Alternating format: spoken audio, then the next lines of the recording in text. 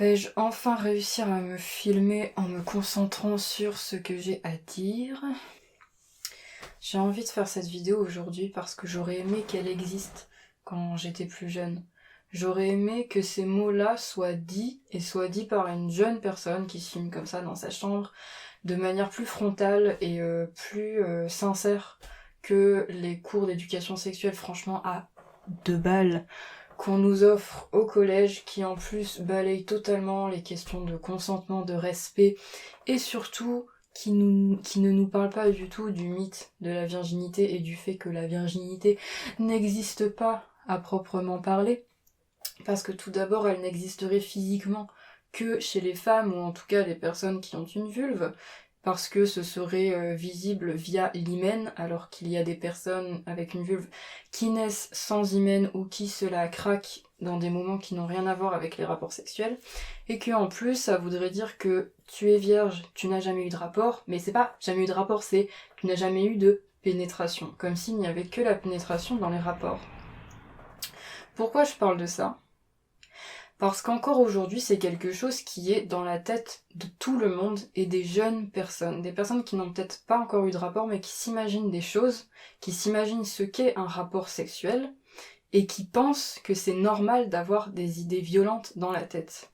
Je me rends compte que quand j'étais jeune, même quand j'étais des années avant de vivre mes premières expériences et d'aimer pour la première fois, en tout cas, même si vous n'aimez pas fréquenter pour la première fois des personnes avec qui vous avez un échange physique et que vous êtes censé respecter, j'avais dans la tête des idées très violentes. Alors, pas violentes dans le sens où on te plaque, on te maintient, on te... voilà, mais quelque chose de brutal et de physiquement très difficile à imaginer, où tu te dis « Oh putain, je vais souffrir. Je vais souffrir et c'est normal. » C'est normal, on me met dans la tête que t'inquiète pas, la première fois, ça te fera mal. Mais tu verras, c'est pour ton bien. Bah oui, il faudrait bien se frayer un chemin. Bah oui, parce que forcément, on s'imagine que tu vas souffrir parce que ton premier rapport comprendra forcément une pénétration et que ça te fera terriblement mal parce que c'est comme si le corps masculin venait transformer à jamais ton corps, comme si, en fait, même s'il le transforme un petit peu, peut-être parfois c'est vrai, mais comme si ton corps c'était quelque chose qui n'avait pas de muscles, comme si c'était une matière un peu comme une plaque de beurre où tu enfoncerais ton doigt et puis hop, dans la plaque garde en mémoire la forme de ton doigt. On est d'accord que ton corps, c'est des muscles qui vont se contracter, qui vont se détendre. C'est comme ça qu'une personne qui peut donner la vie se retrouve pas avec une vulve et une entrée de vagin qui reste comme ça, qui reste la taille de la tête d'un nourrisson, on est d'accord. Il y a un moment donné où on met dans la tête et aussi des jeunes garçons de dire si tu veux savoir si ta copine est vraiment vierge, parce que oui c'est super important pour la valeur et pour même si la virginité n'existe pas, vous l'aurez bien compris dans le titre, eh ben on va mettre aussi dans la tête des garçons que ça peut se voir, que ça peut se voir physiquement, alors que parfois ça peut ne pas se voir. Il y a aussi ce mythe qui dit que tu vas forcément saigner la première fois, ce qui n'est pas vrai, puisque comme je l'ai dit, il y a des femmes qui, voilà, elles n'ont pas d'hymen au moment du premier rapport, mais en plus, je sais pas, c'est comme si ça nourrissait l'idée que, voilà, tu vois, ça va être difficile, mais c'est normal. C'est un peu comme pour nous habituer et pour nous dire, même si tu le vis pas bien, ne l'interromps pas. Ne l'interromps pas parce que franchement, non, c'est normal, t'inquiète, c'est normal. Ne commence pas à dire que tu le vis pas bien, que non, tu vas passer pour une petite nature et c'est normal. C'est comme ça, c'est un passage obligé dans la vie. Alors que non. Tu n'es pas là pour passer un moment difficile, tu n'es pas dans un moment de sacrifice. Si tu te sens pas bien, si tu souffres, tu es libre à n'importe quel moment d'arrêter ton ou ta partenaire et de lui dire stop, je n'aime pas ce que tu es en train de faire. Ou en tout cas, je préférerais que tu me fasses ça plutôt. Ça, c'est un rapport sain et normal. On n'a pas à obéir à une sorte de chorégraphie de ok, le rapport commence comme ça, et ensuite il finit comme ça, et d'ailleurs, il finit à la minute où ton partenaire jouit, et toi, on s'en fiche de ce que tu ressens. Ce n'est pas comme ça que ça devrait se passer. Et si j'ai envie de faire cette vidéo, c'est aussi pour parler du fait que même les médecins, c'est-à-dire même les gynécologues, vont parler en termes de virginité et de rapports qui sont en fait uniquement basés sur les rapports avec pénétration. C'est-à-dire que j'ai une maladie qui s'appelle l'endométriose, et dans les symptômes de cette maladie, j'ai épluché pas mal d'articles et de trucs qui parlent de cette maladie pour me documenter. Avant d'être diagnostiquée, je voulais savoir si j'avais vraiment ça, donc j'avais regardé les différents symptômes. Et dans les symptômes, je retrouve toujours, enfin souvent, qui est potentiellement, tu peux souffrir pendant les rapports. Mais il est marqué douleur pendant les rapports sexuels. Alors que c'est faux. C'est des douleurs pendant une pénétration en fait. C'est pas pendant les rapports. Tous les rapports ne comprennent pas une pénétration. Et c'est fou qu'on mette ça dans la tête des gens, parce que ça veut dire qu'on balaye toute une partie de la sexualité en disant qu'elle n'existe pas. Et ensuite, la virginité, on associe cette notion-là à quelque chose de pur, à la pureté, à l'innocence. Mais l'innocence, je pense qu'on la perd bien avant d'avoir des rapports, et ça n'a rien à voir en fait avec notre propre sexualité. Je pense que mon innocence, je l'ai perdue très jeune quand je me suis rendu compte du milieu hostile dans lequel on vivait, quand je me suis rendu compte que quand je prenais le métro, j'étais pas en sécurité, quand je me rendais compte que tout et n'importe quoi sur mon corps pouvait être sexualisé, que mes jambes pouvaient être sexualisées, même à 13 ans, on va te dire par contre c'est trop court, la façon dont tu es habillée ne convient pas au collège, ou ne convient pas à l'endroit que tu fréquentes à ce moment-là, on te dit non mais là c'est pas approprié. C'est à ce moment-là qu'on perd de notre innocence, je trouve. Et ça n'a rien à voir avec, en fait, notre propre sexualité. Et ensuite, ce mythe de la virginité mène à de l'autodétestation chez certaines personnes. Des filles qui ont une sexualité très jeune, elles vont commencer à intégrer des insultes qu'elles se prennent. Voilà, t'es une salope, t'es une sale pute, tu te respectes pas. Parce que on estime qu'elles ont perdu quelque chose. D'ailleurs, on utilise souvent l'expression « perdre sa virginité ». Mais nous n'avons rien perdu. Nous ne perdons rien. Quand je perds quelque chose, et là je reprends les mots de la youtubeuse Nadjelika qui avait déjà abordé ce sujet-là, elle avait dit « on ne prend pas la virginité de quelqu'un et je ne perds pas ma virginité parce que quand je perds quelque chose, je ne le fais pas exprès. Quand je perds mes clés, c'est quelque chose qui m'arrive, qui me tombe dessus, que je subis. Tu ne perds pas. Tu n'as rien perdu. Et on ne t'a rien pris. Parce que tu n'as perdu aucune valeur, et que ton corps, en fait, il n'y a pas eu un avant et un après si énorme que ça. C'est pas vrai. C'est pas réel. Et surtout, en fait, si la virginité n'existe pas, les premières fois existent. Ta première fois, tes premières fois, rien qu'en disant ça, si tu en as déjà vécu, tu as en tête des souvenirs. Et ça existe. Mais est-ce qu'on peut dire qu'il y a eu vraiment un avant et un après dans toute ta vie? Non. Ça a influencé qui tu es, comme toutes les rencontres, toutes les choses qui comptent pour nous, le fait d'aimer, le fait de commencer à fréquenter quelqu'un, le fait de ressentir ce désir et puis cet amour, nous change. C'est vrai, je fais cette vidéo parce que j'espère aussi que ça s'adresse à tout type de personnes et à tous les âges, mais j'espère qu'il y aura des jeunes filles peut-être, et même si ta première fois arrivera dans longtemps et que c'est pas quelque chose qui t'arrivera tout de suite, peut-être que t'es déjà en train de cogiter là-dessus, ce qui est normal, t'es déjà en train de visualiser, d'imaginer des trucs, et le problème c'est que tu vas forcément être influencé par les séries, les films, tout ce que tu entends, ou les blagues, les choses que t'entends autour de toi, et ce n'est pas représentatif de ce qui va réellement se passer, si ça se passe bien. Et pour que ça se passe bien, il faut que toi-même tu sois informé de comment est-ce que c'est censé se passer. Et en fait, c'est pas si compliqué.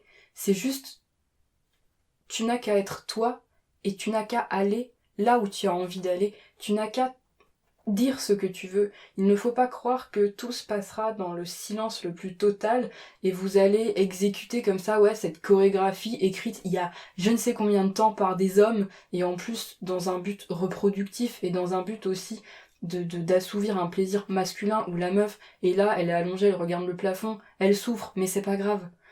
Elle est pas bien, mais c'est pas grave. Elle a pas eu de plaisir, mais c'est pas grave. C'est pas comme ça que ça va se passer. Et ensuite, je voulais aussi parler du fait que les préliminaires n'existent pas non plus. Je pense sincèrement, je fais partie des personnes qui disent que les préliminaires n'existent pas et que c'est un rapport à part entière. Parce que si on place le mot préliminaire sur ces actes-là, c'est-à-dire les actes oraux ou qui comprennent les mains, ça veut dire que c'est là uniquement pour préparer une pénétration qui arrive. C'est uniquement là pour préparer le corps à la pénétration qui est la chose la plus importante de l'acte et de la vie et qui définit qui tu es et qui te change à tout jamais. C'est faux. Ce n'est pas vrai. Et si tu as eu des rapports très très tôt dans ta vie, quand je dis très très tôt, c'est voilà, on va dire un petit peu avant la moyenne qu'on a établie un jour, je ne sais pas trop quand, c'est pas pour autant que tu as perdu de la valeur, que ça montre une immaturité chez toi. Et pareil, si tu es une personne qui a des principes, par exemple, qui veut attendre le mariage, ou même sans principe, qui juste n'a pas encore eu de rapport, ce n'est pas ce qui prouve ta maturité non plus, ce n'est pas ce qui prouve que voilà ce que tu es et la connaissance de ton corps. Parce que ton corps, tu le connais déjà par toi-même. T'as une sexualité avec toi-même. Tu connais ton corps, tu l'as déjà exploré. Tu sais comment il fonctionne, tu sais ce que tu aimes, ce que t'aimes pas, tu connais tes endroits sensibles. Tu connais les gestes déjà. Tu sais les choses qui vont te convenir. Donc ce n'est pas parce que tu n'as pas encore vécu de rapport que tu ne connais pas du tout ton corps.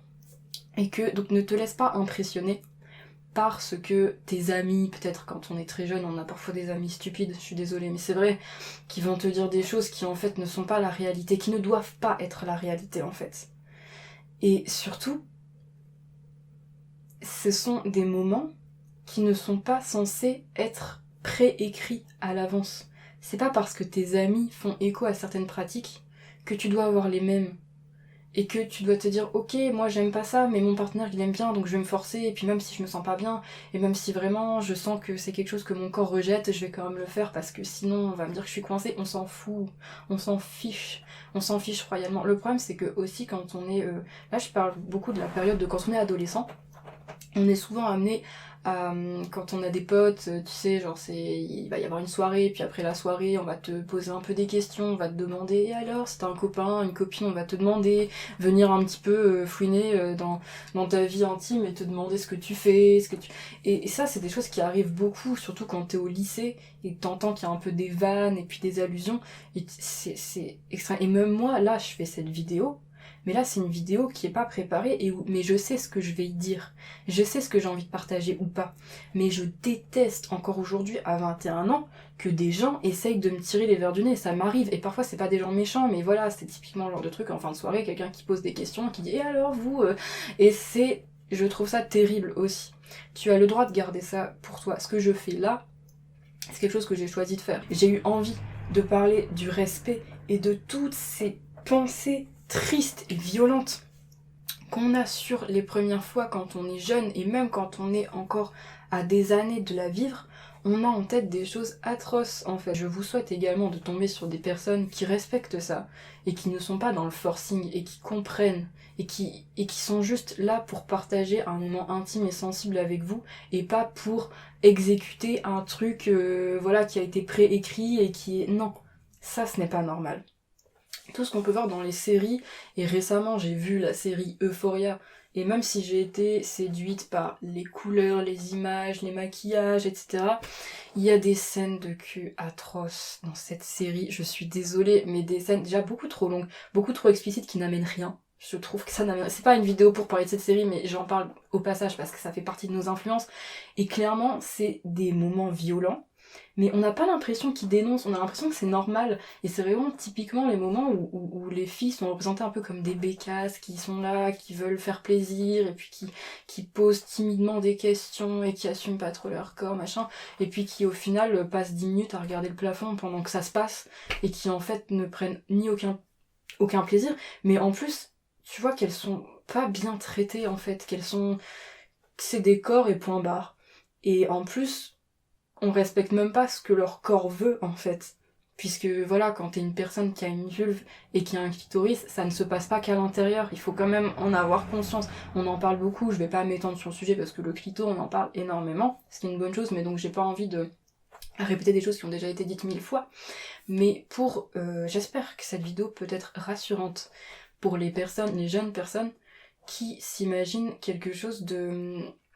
Ouais, une première fois brutale, mais comme si c'était un passage obligé dans la vie, et comme si c'était ok mais c'est pour ton bien, après ça ira mieux, mais cette fois-là il faut que tu serres les dents et puis tu fais pas chier en fait. Puis surtout tu l'arrêtes pas parce que ce serait frustrant et ce serait... Non, c'est pas comme ça que ça devrait se passer, et ça se passera pas comme ça si vous avez bien ça en tête et que vous savez aussi vous exprimer et verbaliser ce que vous voulez ou non. Et c'est important aussi de mettre l'accent sur ça et de dire on n'est pas là pour reproduire encore et encore les mêmes schémas stupides, misogynes et profondément violents envers nous-mêmes, parce que ton corps, il a une forme de mémoire. Le fait de dire, de rendre normal, de dire aux jeunes filles oui la première fois ça fait mal, et d'entendre tes amis, tes cousines dire oui mais c'est comme ça la première fois, non. Tout à l'heure je parlais de valeur, c'est ça, pour dire ok, elle a perdu ça, elle a moins de valeur, ou alors justement on va peut-être en faire quelque chose comme de l'expérience, mais c'est aussi malsain parce qu'on parle en termes d'état. Quand tu dis qu'une personne elle est vierge, c'est un état, c'est quelque chose que tu serais dans ton quotidien. On va aussi se mettre en tête, et dans la série Euphoria, il y a vraiment ça que je déteste, c'est qu'il y a un personnage qui va évoluer en commençant en ayant une sexualité. Elle se force, elle se met dans des situations qui sont pas bonnes pour elle, et vraiment ce truc de ok, quand tu es timide et mal à l'aise, ce qui va te décoincer, c'est tout simplement d'avoir un rapport, et puis après, hop, tu te sentiras bien avec ton corps, alors que non, c'est faux. Déjà, tu n'as pas à compter sur l'autre pour te débloquer des trucs dans ton estime de toi et dans ton corps, parce que c'est pas comme ça que ça se passe. Et la personne va le sentir que t'attends quelque chose de... C'est pas comme ça que ça se passe. Et ensuite, mais mon Dieu, c'est faux. Et en plus, normalement, tes premières expériences, tu les vis parce que justement, tu te sens suffisamment bien pour les vivre. C'est pas censé arriver... Ce n'est pas censé arriver comme une rupture qui va totalement changer ta vie et ton rapport au corps. Sinon, c'est qu'il y a quelque chose qui est pas normal. Moi, ce qui me permet de me sentir bien avec mon corps, avec moi-même, c'est le fait de faire de l'art, le fait de faire de la vidéo, alors pas spécialement ce type de vidéo, mais plutôt les vidéos artistiques où je filme mon corps, des détails de mon corps, où je le mets en scène et tout ça, ça m'aide. Le fait de prendre la parole aussi comme ça m'aide beaucoup. Ça m'aide dans mon quotidien, dans ma vie sociale, humainement, enfin, ça m'aide sur tous les niveaux. J'ai vraiment l'impression que c'est ça qu'on met dans la tête des personnes qui sont par exemple au lycée, et en faisant des séries comme Euphoria par exemple, enfin, vraiment la flemme de ça. Et j'avais vraiment envie de revenir sur ce mythe-là et sur toutes ces constructions de merde. Pour conclure cette vidéo, j'espère que j'avais plein de trucs à dire, j'ai l'impression d'avoir pas énormément parlé parce que c'est difficile de se concentrer, de parler devant une caméra. Mais j'avais vraiment envie de faire un petit rappel rassurant sur cette notion-là de respect de soi et de respect de l'autre aussi évidemment, mais pour m'adresser à peut-être un public potentiellement plus jeune, ou pas, mais voilà, dans l'idée d'un public plus jeune qui pourrait beaucoup plus écouter une meuf qui parle là comme ça face caméra sur YouTube plutôt que quelqu'un qui va lui dire ça dans une classe ou puis de toute manière ces questions-là elles sont pas abordées en classe.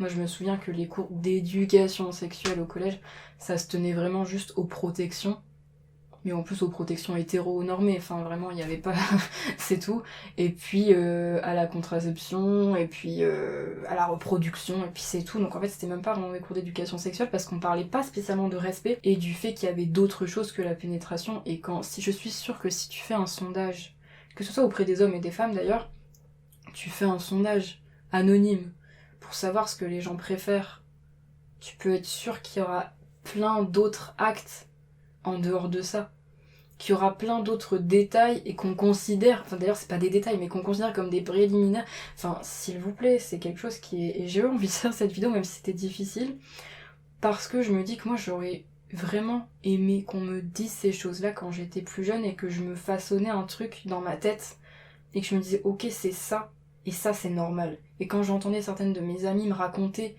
leur première fois, leurs expériences, et que je me disais mais ça ne fait absolument pas rêver. Ça ne fait absolument pas rêver, c'est carrément anormal. Et j'espère pour elles qu'elles vont mieux maintenant. Et je me dis, mais c'est quelque chose qui est en fait beaucoup trop récurrent et qui existe encore maintenant. Parce que moi, c'était il y a que quelques années. Quand je pense à ces situations-là, ou quand j'étais même encore au collège, je me souviens au collège de conversations que j'avais avec une amie, où je me dis, mais enfin... Non.